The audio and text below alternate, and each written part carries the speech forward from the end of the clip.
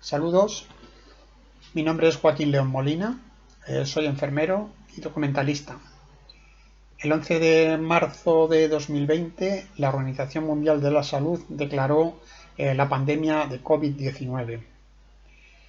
Desde entonces, a diario, a cada minuto, conocemos cifras de infectados, de hospitalizados, de pacientes críticos, de fallecidos.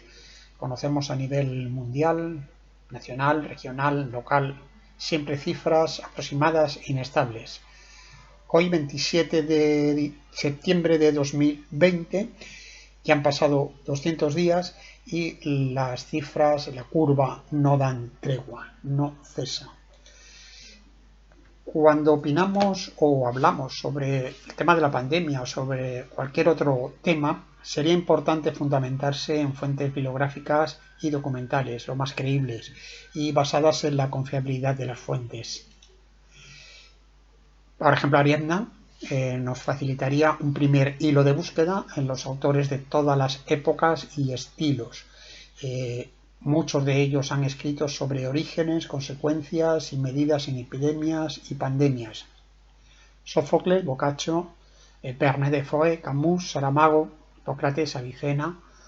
Han pasado décadas o siglos, a veces milenios en algunos casos. Hay situaciones muy poco distintas de las que estamos viviendo. Son temas recurrentes en todas ellas, en parte, el origen y el fin de la epidemia, el origen divino o el origen humano, el origen animal, hasta cuándo puede durar la pandemia, el estado de ansiedad, los contagios en los mercados, la zoonosis, los confinamientos, el caos económico, la problemática social, el miedo al contagio, el uso de mascarillas, prohibiciones del contacto físico, el miedo, alteraciones psicológicas, saturación de hospitales y morgues.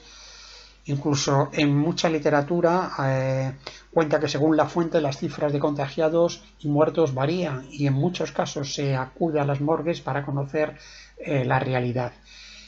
Incluso se habla de diferencia de criterios entre gobernantes, que raro, ¿verdad? Penas para quienes incumplan las medidas de aislamiento y un desigual comportamiento en el tiempo y en el espacio. Incluso se relatan situaciones de que en una misma población, en barrios más humildes, más obreros, hay más infectados y más muertos. En el siglo XVI, en la medicina española, literatura médica española, y consultando autores como Piñero, Entralgo, Rangel, Morejón, se pueden identificar textos y autores y recuperarlos y descargarlos en alguna biblioteca digital. Por ejemplo, en el siglo XVI, en España, tenemos referencias de Monardes, de Alcázar, de Laguna, de Lovera de Ávila, de Lope Villalobos, de Luis Mercado, de Porcel. Respecto de este último, Porcel escribió en 1565 el libro Información y curación de la peste de Zaragoza y preservación contra la peste en general, basado en su experiencia y asistencia durante la peste, que en 1564 asoló Zaragoza. Observó manifestaciones, lesiones orgánicas, evolución de la enfermedad y además utilizó en su época basó sus estudios en autopsias y en estadísticas como la edad, el sexo, la residencia, los trabajos que hicieran a lo largo de su vida.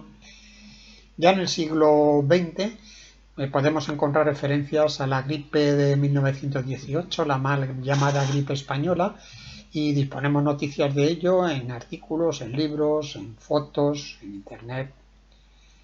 Desde la década de los 90 del siglo XX, en artículos de todos los campos del conocimiento, no solo de la salud y de la medicina, se habla del SARS, de coronavirus, de Zika, del ébola, de la influenza, del Nilo, y se pronosticaba con evidencias científicas que si no se tomaban medidas adecuadas y oportunas a corto plazo, habría una crisis sanitaria muy importante que afectaría a la economía y a la sociedad. Se hablaba de falta de profesionales de salud, de camas de UCI, de respiradores, falta de personal en UCIs, en hospitales, en morgues, en atención primaria. Bueno, pocos han debido de leerlo o pocos se lo han creído porque no han sabido interpretar o calibrar la realidad. Aún hoy no se han tomado medidas del todo correctas y se repiten situaciones y causas que hemos comentado antes en la literatura más antigua. Bueno, además de todo ello, hay negacionistas, hay inaccionistas y planfetarios que dudan de todo esto, de lo que está ocurriendo. Bueno, mis respetos y mi rechazo hacia ellos, pero creo que no hay nada mejor que documentar una opinión y, por supuesto, el negacionismo, el inaccionismo se curan con la lectura.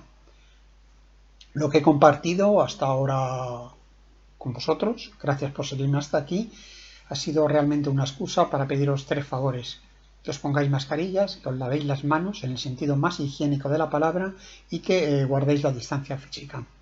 Gracias, hasta siempre.